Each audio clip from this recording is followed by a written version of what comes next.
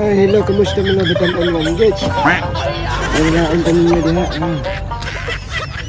Kitan ko dito sa akong amiga. Sabi mi dito kay bahin lagi sa ijang kanang suong laki guys ba. Huwag sudan guys, tuyo lang guys. Ay, tunang nga kanang ayuda. Nya mo to.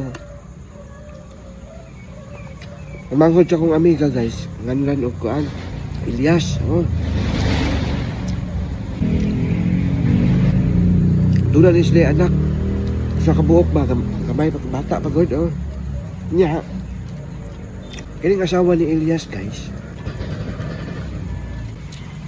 Sige pamugos ni Diya nga, ngadto lagi daw Manila, kay nagbaho sa dito. Josephine di ay. Di, tagbaw po panghulam si kuan aming si Elias tagbaw panghulam dito sa yang maguwang balibaran kay pobre pud lagi antod nga ulam na pud siya dito sa kuan yang inahan ayun pud yang inahan nga ayaw sige pa-under anang imong asawa. Ano ba? Ako kay maka-istorya ana na. Doon ko nagsundak. Ito din ang naman Mauto nga. Kuha siya kahulam, Hindi. Sako kayang asawa guys. Kay lagi ka nang wapahuama ba? Kanang wapoy kwarta. Pagilain niya to kay madalo daw ingon tong asawa.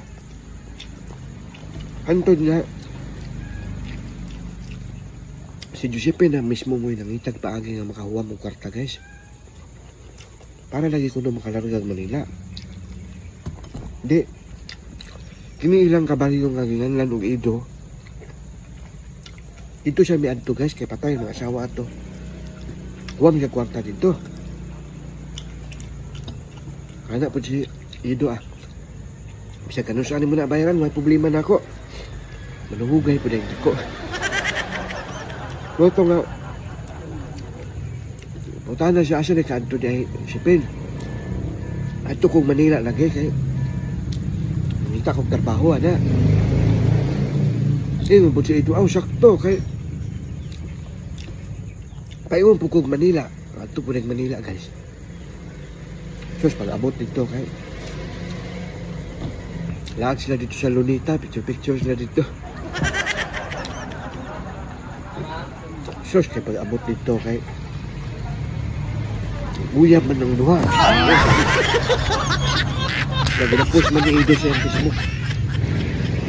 Sweet kay sila, Ya, si Josephine, bulaw nagbuhok guys.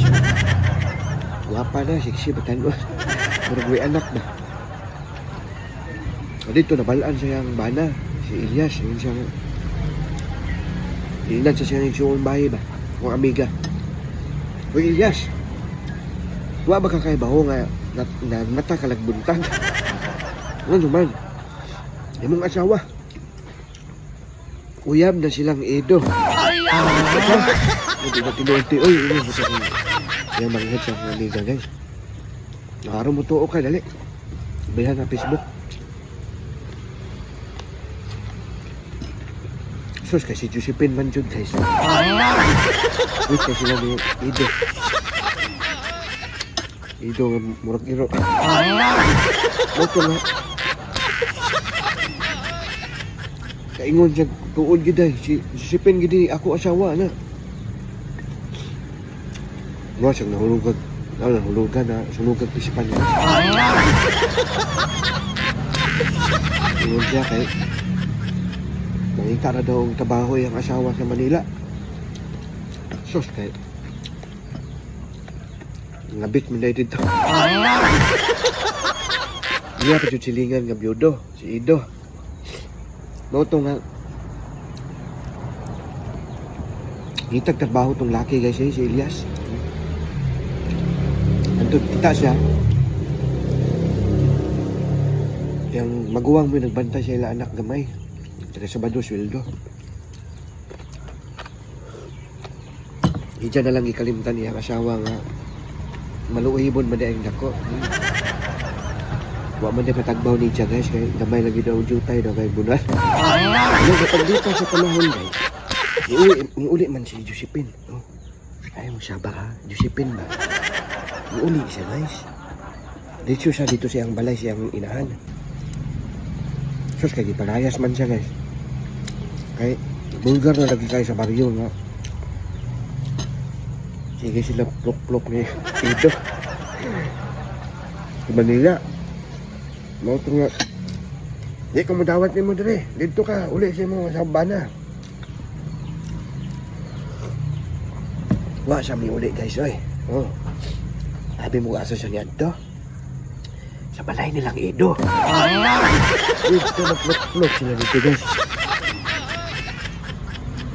Pero tinayang ukob tungo sa kagabi eh. Sus kay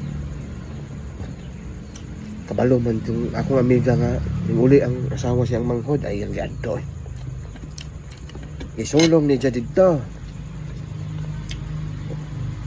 Yung giingnan nga wala man kaka ng may asawa. Ano ba? Kasado man sila guys. Buhi pa akong igsuon imo nang ilisdan si Ido pag yun. Kami nga. Ya, ang sinina sa atong namatay ba nga asawa ni Ido. Bisa dahil muna yung isulob guys ha. Basta kay yayo-ayo niya kuhan dito kanang iingnan ni Jack kanang sobra pa burikat ba. Kalimang ka. Buhi pa daw yung isuon mo. Ilisdan na. Pero mato ni Josephine guys. Wa mo gud sa ganahay sa igsuon sa kuan. Ako amiga, si Elias Bayang Bana. Mato ni siya. Kuyos ko no permi og lagay. Kuyos ko permi guys, so, humok daw.